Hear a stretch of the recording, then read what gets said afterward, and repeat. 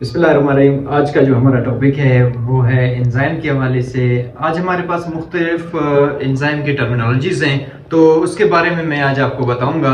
सबसे पहले लेक्चर हमारे पास बहुत ही शॉर्ट है और इस कोशिश करूँगा इस शॉर्ट लेक्चर में आपको मैं बहुत ज़्यादा समझा सकूं। तो हमारे पास सबसे पहला जो आज एंजाइम का जो टॉपिक स्टार्ट करते हैं, सबसे पहले हमारे पास है कोफैक्टर। कोफैक्टर हमारे पास क्या होता है? कोफैक्टर हमारे पास होता है एंजाइम्स का जो है नॉन प्रोटीनियस पार्ट होता है। ठीक है ये जैसे आपके पास एंजाइम है, ये क्या करता है? कोफैक्टर एंजाइम को एक्टिव होने में मदद देता है। ठीक है, उसके रिएक्शंस को बढ़ाने में हेल्प आउट करता है। ठीक है, इसीलिए इस कोफैक्टर को हम लोग एक और चीज भी कहते हैं जिसे हम कहते हैं हेल्पर मॉलिक्यूल। ठीक है, हमारे पास जो कोफैक्टर इसका सिंपल कंसेप्ट क्या है? ये हमारे पास नॉन प्रोटीन पार्ट है एंजाइम का। नॉन प्रोटीन, एंजाइम खुद प्रोटीन पार्ट है लेकिन ये क्या है? नॉन प्रोटीन पार्ट है। अच्छा, जो हमारे पास रिक्वायर्ड होता है किस चीज के लिए? एंजाइम को एक्टिव करने के लिए, इसीलिए हम इसको क्या कहते हैं? Helper molecules. अब उसके अलावा अगर कोफैक्टर आपको समझ आ गया तो ये दो टर्मिनल्स और आपको समझ आएंगे। एक हमारे पास होता है एपो एंजाइम, दूसरा हमारे पास होता है होलो एंजाइम।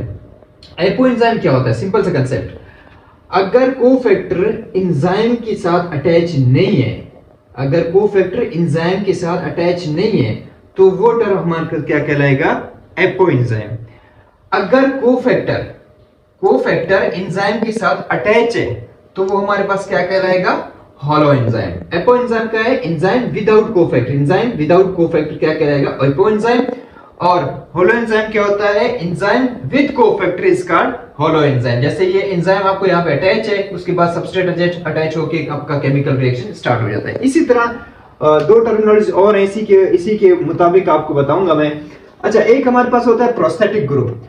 कहते हैं कि अगर cofactor tightly bond with enzyme, अगर कोफैक्टर टाइटली बॉन्ड है जो इजीली रिमूव ना किया जा सके तो उस कंडीशन को हम लोग क्या कहेंगे? प्रोस्थेटिक ग्रुप कहेंगे। ठीक है, और इस प्रोस्थेटिक ग्रुप में हमारे पास मोस्टली क्या होते हैं? इनऑर्गेनिक इन नेचर होते हैं। लाइक आपके पास कॉपर, जिंक, जितने भी मेटल्स वगैरह हैं वो हमारे पास as a cofactor prosthetic group का काम करते हैं। उसके बाद आता है कोएंजाइम। अब इसका अपोजिट, अगर कोफैक्टर लूजली अटैच है किसके साथ? एंजाइम के साथ, जो इजीली सेपरेट हो सके तो उसको हम लोग क्या कहेंगे?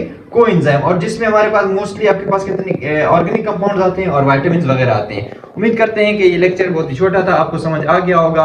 और एट द एंड हमारे चैनल को सब्सक्राइब करें, लाइक करें और शेयर करें।